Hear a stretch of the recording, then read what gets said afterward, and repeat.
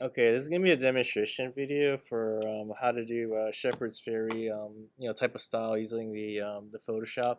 So this is like after you're done with working on your sketches. What you do is this practice assignment just so you understand the proper procedures, protocols with how to do it in Photoshop. So basically, I'm gonna give you guys a list of different things that you're gonna have to do, and I'm actually gonna go through all these different things that you have to do in the Photoshop assignment. So for each of these words that we have here, we have role model, inspiration, student, commitment, dedication, high point, high school. We have all these different words. So the requirement for each of these words or letters is you're going to have to resize the words and change the font, the colors, and the position. So basically just do move and rotate. So I'm just going to show you with one of the words what you're going to do though.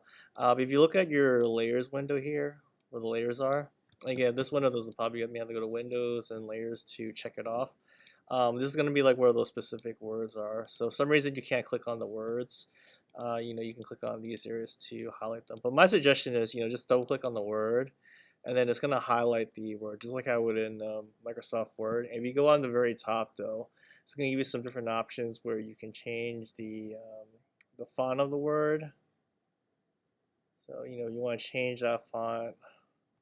Find this something that's more student-like. You can find the word. Maybe I'll use this word here. And then you can change the size of the font. Now this only goes up to 72 megapixels, but if you need to make it bigger, you can actually just type in a number to enlarge it as big as you want. But do exaggerate the sizes of the letters and the words, and just like how we did in your sketches, these words don't even have to really show up in the picture. So I'm gonna move this around in the picture. Maybe I might want to have it down here, and I'm using the move tool here to move it around. Um, oh yeah, another thing is to be really careful. You may want to uncheck this auto select button, because basically this will select anything that you click and touch. But the problem with using that though is some of those letters do overlap, and it's a little hard to click on it. And I'm just going to Windows history to just undo the moves that I did. So, unlike the Illustrator program, Photoshop, you can't really, keep doing Command Z to undo things. So yeah, I'm just going to select my student here. So I'm going to click on student. I'm going to move it around. And, maybe I might want to put it behind the student. So I could just put it down here though. And another way you can resize it too is you hold Command T as in turtle. You can resize it that way too. So maybe I might want to put student down here just to, identify who it is in the picture. So you can put student there. Maybe I'll keep it black and white. Or if you want to change the colors though, you can, just double click on here. You can change your colors this way too. You can do like a light blue. So then pop it out. Or I'm just gonna keep it black and white though, just to keep things simple. But if you did want to change the color, that's one thing you can do though. And then other things you can do too is if you want these words to move around different areas. So maybe this commitment word. Maybe I might have it rotating the other way. So I'm gonna do Command T as in turtle to resize. And when you resize, it's real important. Just make sure to hold the Shift key. Otherwise, it's gonna stretch and skew and do some weird things which you don't want. I'll make that a little bit bigger. And if you highlight the edges, you can also rotate it too. If you hold the Shift key, it'll give you like a perfect rotate. But you can do these things where you have the words going letters go up and down or different angles. Yeah, my suggestion is don't stretch and skew the words though. Again, I just want you to just kind of play around and manipulate the words. See what you can do with it. Design wise, looks good. Another thing too is you can actually have some of the words go behind the person. So in order to have it go behind though, you will have be required to erase parts of the letters. So we have this word here. I'm actually gonna put dedication behind the portrait. And in order to erase parts of the words, you're gonna use the I think you just use the eraser tool. So you just use the eraser, just click OK to rasterize. And we'll keep things simple. There's another way to erase it where you can bring back the picture, but we're not going to go over that. We'll just keep things simple. Just use the eraser, and we're just going to erase it. So just make sure the opacity is at 100. It's only erasing a little bit at a time for me, but and also use a hard edge brush to erase it. All right, that way you can erase it perfectly the way that you want it. Oh, oops. Or, let me teach you the other way. It's actually better to do it the other way. So, go back to before you rasterize it. If you go to Layer, Layer Mask, Reveal All, it's going to create a layer mask. So basically the layer mask, what it does is if it's black, it will erase the picture. And then let's just say you want to bring the picture back. You can use the white.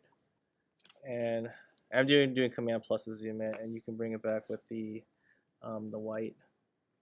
So this is if you have to do those minor little details to your picture and drawing. So you can actually have the words go behind the people too. So a couple of things you can do to modify it. And then the other thing too is that's what you want to do for like each of those words. And the body of text, same thing pretty much. Body of text would be where the this part is. And if you need to like adjust it, if you don't really like how the placement is, you can do Command minus, and hit return. For some reason you don't like the only thing that kind of like is a problem with this program is it's like you have to do these things too in order to get the way that you want. But we're just gonna work with what I have here though. So we'll just undo that. So undo the edit layer here. I'm gonna just keep it like a box like this, but we're gonna just resize the words, make it a little make it a little bit bigger, and I don't know. Maybe we could have it go behind the person. So, you don't have to read the whole thing, but if you wanted to, though, you could modify like I showed you with the type tool. We're just gonna do a layer mask, reveal all, and you can have this go behind the person too. So we just gotta change it to black. But you can do anything that you want though. This is what I would do for mine though. You can erase it to move things behind and front, have it overlap, or yeah. And then other things you can do too is actually let me show you something different. I did the erasing. What if we tried to do something different, like the multiply or the overlay? So you can get some actually different effects if you play around with these different overlays. You can have like you can use this as like an interesting texture on the close. Make it a little bit bigger. Just have it go on the close. So that could be like an interesting texture to use. But I did this overlay though. But these all have like a different effect. You just kind of have to play around with to see what works out best for you. Overlay's a good one to use for that one. It's just kind of like just like experimenting and playing with different things today with this this is like picture you're starting off with.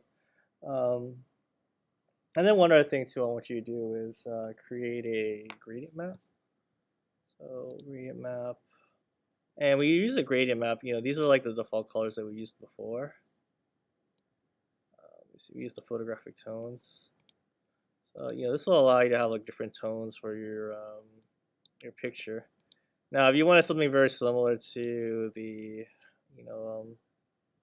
Shepard Fairey's color schemes, like he has like one like this, you can kind of like create your own colors too. My suggestion if you were going to do that though is just to click on here, reset the gradients.